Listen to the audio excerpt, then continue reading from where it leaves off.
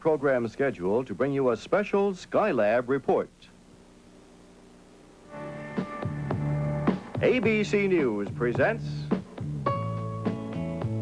Skylab, a workshop in space. Good morning. The longest space flight in history is drawing to a close. We are only 20 minutes or so away now from the splashdown of the first Skylab astronauts. They've been up there for 28 days, studying the sun, the Earth, and most important, themselves, to determine the effect on man. The big question has been whether man can endure in space for long periods of time and the effect it has on him. So far, this crew appears to be in much better shape than anticipated. The recovery carrier, Ticonderoga, is on station in the Pacific recovery area, some 830 miles from San Diego. The weather downrange is said to be quite acceptable. Well, Jules, all appears ready for another splashdown. Right, Frank, and so far man has prevailed. About 15 minutes ago, Conrad, Kerwin, and Weitz separated their command module from their service module with a dual burn maneuver, if you will. The service module's reaction control system thrusters pulling away from the command module, a maneuver much like this. Then the three astronauts in the command module, as on many past Apollo flights, did a slight burn of their reaction control system thrusters on the command module, pulled away. The reaction control system thrusters on the service module did another burn to get it away from the command module, and they began the dynamic act of reentry. Not as harrowing and perilous a reentry as we've seen on many past lunar flights, a somewhat slower reentry, but they're headed back in. Shortly the blackout will begin and the critical parts of the reentry before they splash down. In past space missions, the astronauts were hoisted aboard helicopters using little bird cages, such as we see here, then flown back to the recovery carrier itself. Well, we should be seeing those little bird cages in a second. This time, instead of using the bird cages and the conventional Helo 1, Recovery 1 rescue techniques, the astronauts will stay inside the spacecraft until it's been lifted aboard the carrier. A crane on the hangar deck will be used to hoist the spacecraft aboard. They've tried this a number of times in practice sessions, and everybody's confident the carrier, a 42,000-ton carrier, can be maneuvered into position with no danger of banging into the spacecraft. It's also faster, this type of recovery technique, taking as little as 30 minutes in past practice sessions, although they'll be much more cautious today. Once safely on the hangar deck of the Ticonderoga, the command module will be placed on a dolly. Dr. Joe Kerwin himself, still inside the command module, will then do a quick blood pressure and heart rate check on himself, Conrad, and Weitz. If they're okay, they'll crack the hatch and then walk about 50 feet to the mobile medical labs contained in vans on the hangar deck to begin the elaborate medical tests. These labs, of course, are far more intensive, elaborate than anything that's been used before during any past Apollo recovery. Jules, Mission Control announced just a short while ago that the last simulation, just a couple of days ago on board the Ticonderoga, they were able to get the spacecraft up on the deck between 30 and 35 minutes. But it probably will take a bit longer today, won't it? I think Captain Green of the Tycho said we'll never do this well when we're doing the real thing. We're all going to be too concerned about running down that little spacecraft with a 42,000-ton carrier. Yeah, some seamanship is involved here. ABC News will bring you more on the first Skylab mission after this message. Although this first Skylab mission did not exactly follow the original flight plan, today's splashdown sequence has really not changed much from the original plan. The three astronauts in their command module separated from the orbiting laboratory at 5:40 a.m. this morning, Eastern Time.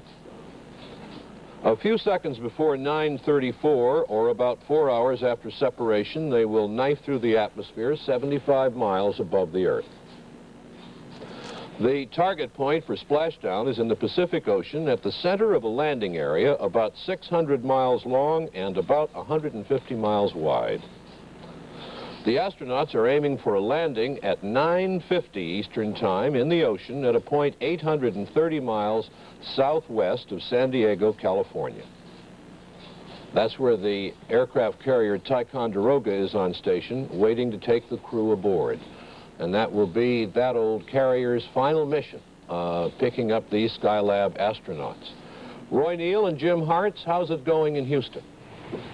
John, we've been joined by a guest, Rusty Swikert, who is the backup command pilot for the Skylab mission. And without taking anything away from the astronauts who've been working in space, this man has been working on Earth about as hard, I think. I don't think they did anything up there that you hadn't tested first down here in the tank at Huntsville and various things like that. It's been quite a month for you, hasn't it? It has indeed. It's been a lot of fun, but a lot of work. Yeah. Rusty, I think before the flight was ready to sit back and relax after several years of training, I guess, but it just didn't turn out that way. He'll be with us for the rest of the morning. We, I understand, have a picture from the aircraft carrier Ticonderoga. We're going to switch out there in a few minutes and have a report. There you can see it. It's on station. And everything is going according to schedule, we believe. Jim, it's interesting to note, by the way, as we look at the Ticonderoga this morning, that they've got about 1,800 feet of overcast weather, which doesn't promise too well for our television view of the parachutes as they land. There is a slight breeze, about 12 knots. The waves are about 4 feet high, and the temperature is 67 degrees. They're going to arrive back in the same kind of weather that they left in and launched from Cape Kennedy in on an overcast day, and they're coming back with one. So with a little different feeling inside. Yeah, I'll bet, a little bit different feeling. Yeah. How do you think they feel now after 28 days up there, record-breaking space flight? I think they're going to be floating down here for about the next month or two, I think. There was a lot of concern, Rusty, before the flight, of what kind of condition they would be in when they got back. Now, there were 3 Soviet astronauts who spent 18 days in space and had to be carried out of the spacecraft. What's the general thinking this morning on whether they'll have to be carried out or whether they'll walk? Well, I'll tell you what we expect and what we prepare for. What we expect to happen is that we'll see them get out of the spacecraft on the carrier and walk over into the medical area for their post-flight medical tests. And that's the way we anticipate doing it. It's the way we plan doing it. However, we do have an alternate an option set up, which would be used in case Joe Kerwin, who's of course the doctor on board, and in his estimation, that will be too difficult, or would be too strenuous, or would in any way degrade the medical data. Then the option is there for the 3 astronauts to be put on a stretcher-like device and carried into the medical area for their post-flight tests. But I expect that will not be used. Roy? Jim, I'd just like to make this note. We expect communication from the astronauts now in about 7 minutes. They've had a good communications check with the range instrumented aircraft, and apparently we can expect some kind of word on how well the astronauts are, making out how well they have succeeded in coming back through the atmosphere in that time. Okay, we're going to switch out to the aircraft carrier Ticonderoga now off the coast of California, and our reporter there is Bill Walker. Here we go. That is live shot mini, ready to go into videotape after a couple of live shots. Tape is coming up now. Close-up of Captain Green. We are into the tape piece, running approximately 2 minutes. We'll go back to Bill Walker.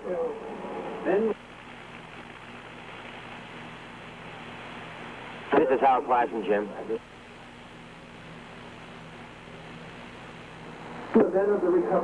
Radio sound? Yes, surely. Many of them like.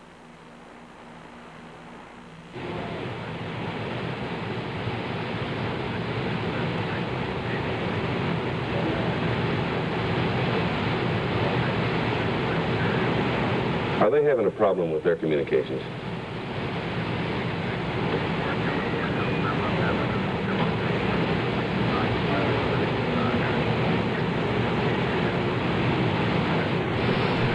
I think we owe you an explanation there. They've obviously got a problem with their communications. Some lines are crossed, and instead of hearing Bill Walker, we were obviously hearing a director or producer or someone detailing what the various pictures were, and I think what we saw was a general shot of the picture of the captain and a couple of people on board the helicopters, and I think probably a training exercise where they were practicing recovering the Made a pretty good capsule. preview for us, wouldn't you say? At least we know pictorially what we can expect. Yeah, I think we get that straightened out. I hope we will before Splashdown. Matter of fact, we expect to see those scenes coming up at about 50 minutes after the hour. That looks to me on the watch like just about 16, 17 minutes away. We're getting very close, gentlemen. About 4 minutes from contact. Rusty, how do you feel right now about this group? Oh, I wish I'd been there. They've obviously been having a ball, Roy. I mean, it's been such an enjoyable flight, aside from the fact that they were able to, in a sense, rescue what was looking to be a very sad situation. They not only did it with flair, but they also had a heck of a lot of fun afterward, and then carrying out the mission and getting all the scientific information that we're so eagerly anticipating here. How about this landing without communication, though? Well, of course, that doesn't bother you on board. In fact, it's a very nice thing, because you've got a job to do, and you've trained to do it, and really being in contact with the ground, once they've given you the essential information, is more of a bother than it is a help. You really are happy to be left alone to get the job done. There's nothing they can do, is there? No, there's nothing the ground can do now except to sit back and anticipate a landing right in the landing zone and light up the cigars and everybody feel very good. There's never been a problem with landing on any American manned space flights that I can recall. Well, we had one come down with 2 chutes out of that's 3, right, but that's that's about the... Never any problem where a man was in danger. The computer on board the spacecraft and the guidance system is apparently so finely tuned that most of the landings have been, recent ones anyway, have been certainly within eye shot of the aircraft carrier, and usually the landing has been within like a mile or so. Here's an interesting point, too. We've been saying, essentially, that these landings, that is, this particular recovery, moving the spacecraft with the men in it aboard the carrier, is new. I was just noting here that back on Gemini 9 and on Gemini 6, and 9 was Tom Stafford and Gene Cernan, 6 was Stafford and Schirra. They came up on board that carrier, were put on board. I think we're about ready to go back downrange.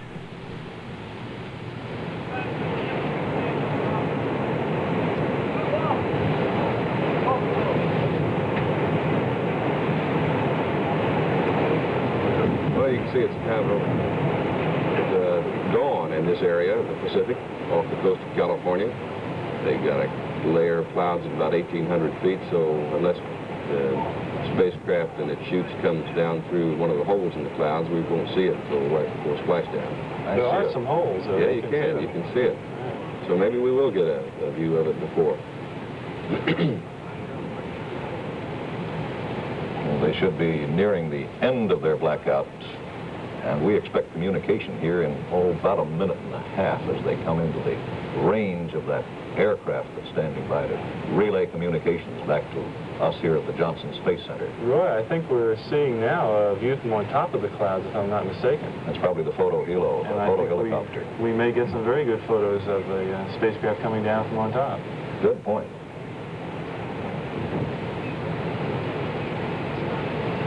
We're told that we should hear from them in about 3 minutes.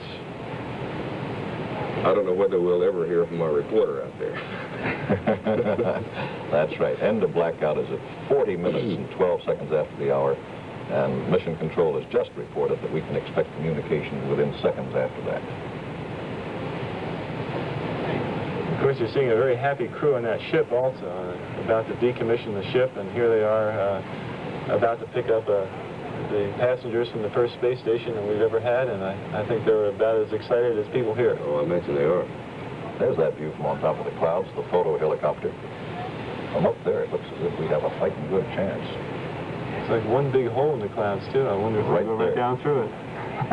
How much control do you have as an astronaut when you get down to those final strokes? You're on the chute. You can't control that. Well, you have a considerable amount of control when you first start into the atmosphere. Such as this simulation showing right now? Right. At this point, where you're first beginning to get the ionization back around the spacecraft, and that's a very pretty thing, by the way, you can roll the spacecraft and affect your landing point by a considerable amount. The footprint is some 600 miles long, and I can land at the far end of it, or the near end of it, or either side. And in this particular entry we're making right now, the splash point is actually north of the ground track. That is, they'll be turning a little bit to the north during the entry to land at the splash point. This is controlled by the spacecraft itself. Yes, sir, and we can control it in several different ways. The computer normally controls it automatically, but we monitor the computer to see that it's doing its job and are ready to take over in case there is some problem with the computer. When you get down on top of those clouds and you're on the chutes, it's just lucky if you get that hole, isn't it? Well, it depends on your definition of luck, Roy. Depends on who's on your team and who's not. You know, Right. But in truth, you certainly don't have any control once you're on the parachutes. You're coming down, and of course, that's a great time because the parachutes were, in a sense, the last of the major events to work right. And there you are looking up at those parachutes, and you realize that all the pyrotechnics that have had to work have all worked, and right now you're headed and the ocean is going to stop you, and that's pretty reliable. You astronauts have a pretty keen competition to see who can come closest to the carrier. Now that is a matter, I guess. The biggest problem there, Roy, is that, and we've had lots of jovial discussions about it, is that the carrier is never in the right place. and I say that not because they're not directly under you when you land, but they actually have to maneuver a little bit on the carrier, and as a result they really are not on the splash point. So the distance from the carrier is really not the criterion of the best landing. That's right. As a matter of fact, the Ticonderoga right now should be downwind by a number of miles, ready to time at a true speed their arrival at that spacecraft for the pickup. Some 33 minutes was the last rehearsal they ran, wasn't it? 33 minutes splashdown to pickup. Let's hope they can make it that fast today. I have a watch, and I think this time of this for fun. Hey, they have radar contact right now. Let's listen a bit here. We may be hearing the astronauts. Once they have radar contact, we usually have a good chance of voice communication shortly after.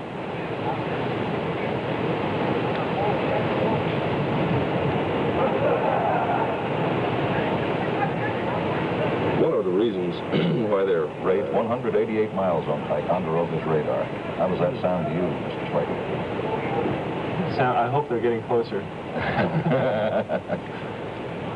One of the reasons why they want to pick them up on the carrier, in addition to being able to handle them in a little bit better in that situation, is that there are several experiments that they're bringing back on board the spacecraft, which they want to recover very quickly. Some urine samples and some blood samples are frozen, kept in a sealed container on board the spacecraft, and they want to recover those before they thaw out, or else some of their medical experiments will not be valid. Plus the fact that some of the film needs to be kept at a rather cool temperature. So that's a second reason why they want to get the spacecraft on board the carrier as quickly as possible. And it shouldn't be more than an hour, but as Roy said, the last practice run ran 33 minutes, so that's roughly what we can look forward to. The range now on radar is much less than 78 miles, and they are expecting voice communication momentarily.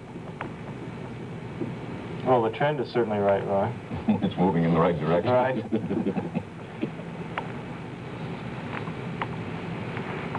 We can hear the communication circuit there. Just nothing coming across it right now. Right. Of course, the last thing we heard Pete say was to let the carrier know that they, in good old Navy tradition, that they had their hook down and were ready to come aboard. Mm-hmm. Now the cameras are starting to scan the skies there in the Pacific, looking for that hole. Skylab Houston through the Rye. How do you read?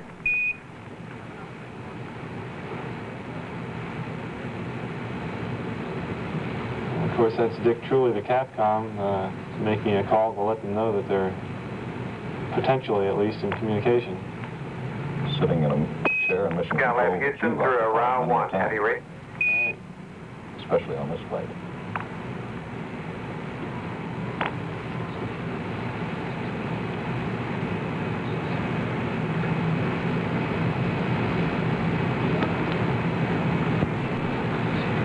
Looks like a bit of activity on the deck there now.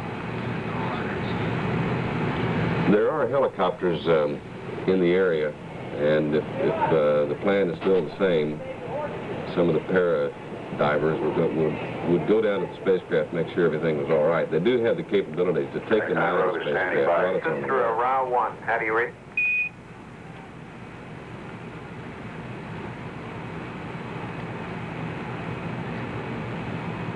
Ticonderoga standing by for sonic boom now.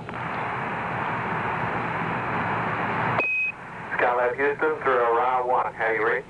After releasing that clearance system, everything's okay with all 40,000. Great.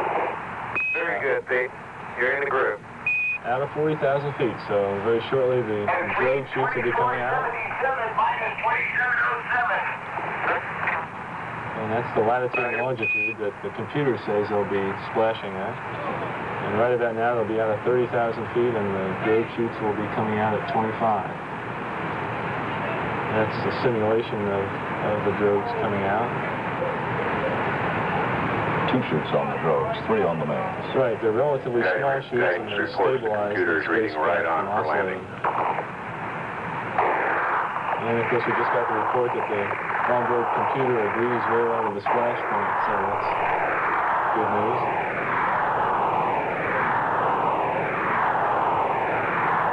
Pete said they're all in good shape. That's good to hear. All right. There's been some conjecture that they might black out after 28 weightless days. I think that's been dispelled comfortably by now. Oh, yeah. Of course, you're laying on your back here, Roy, coming in, so the stress of the reentry is not in such a way as it's taken by fighter pilots or people flying airplanes where it's vertical. The crew during the entry experiences what we call eyeballs in G's rather than eyeballs down. And as a result, it does not drain the blood away from your head. Terry White reports now they should be on main chutes. Through that overcast, we're not seeing very much at the moment. Except the simulation. That's right. We're seeing some live pictures, of course, from the carrier. As soon as that carrier sees something, I'm sure that we'll go to that picture. Here's one of the live pictures now. Recovery, Skylab. On the mains, everything's okay. Main chutes are out. Main chutes are good. And they must have all 3. He would have reported otherwise. I'm sure he would. Knowing Pete, probably with a laugh or a chuckle.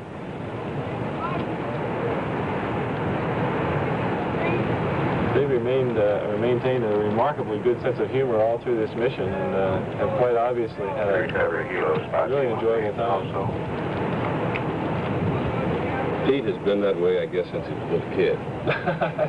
He always has that great bubbling sense of humor. I don't think anybody will ever forget Pete, Conrad, and Al Bean on the moon, laughing and singing and humming. How you doing up there, over? Skylab reaching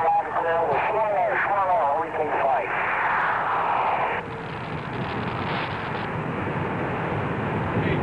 And now they're talking to the recovery people in the helicopter, so they... This is recovery. How you doing up there, over? Recovery, Skylab, how do you read? This is recovery, loud and clear. How you doing? Watching it with pretty good pace. Reggie, looking good from here. We're about 3 miles to the northwest here. Okay, we're out of 4,500 feet. Everything's good. Right on target. 45. They're getting pretty close to that overcast level.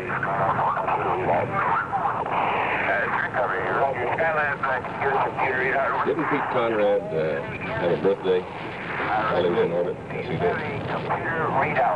43, I think. 42, 43, 44. He's the old man on the flight. And one of the doctors was telling me yesterday that he seems to be in better condition than the other 2, according to some of their medical experiments on board. Well, of course, that's Pete's competitive nature, too. He's obviously, in this flight, determined to show that he's going to come back in as good a shape as he left in, and that'll be really interesting to see how the medical data turns out on him, because he has exercised a great deal up there, and that's, of course, one of the basic differences between what we have on the Skylab. There's now, I don't see them, but I hear people saying that they are. Right there, in the center of the picture, they're dimly seen. Oh, great. About a minute to splash, somewhere thereabouts. But we have had a capability. The recovery force moving in on the splashdown point, and right now the command module descending on those huge 84-foot orange and white parachutes coming through the cloud layer, which is from about 2,000 to 3,000 feet over the splashdown point. Any moment now, the sight that the people in this recovery force have been waiting for hours. we have a visual below The scene of those parachutes dropping through the clouds to an apparent perfect splashdown in the Pacific Ocean. There they are. Today's splashdown obscured somewhat by the clouds, but there you can see all three of the command module main parachutes deployed, headed toward a splashdown just about 6 miles off the bow of the USS Ticonderoga, the primary recovery ship, descending now toward the Pacific at about 26 miles an hour. We have splashdown of the Skylab 2 command module.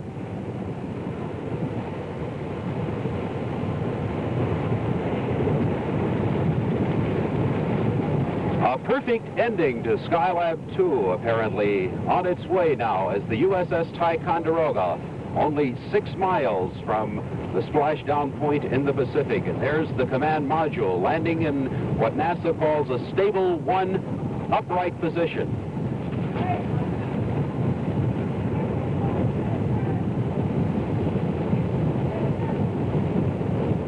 Skylab 2 command module bobbing on 4 to 5 foot swells about 834 miles southwest of San Diego.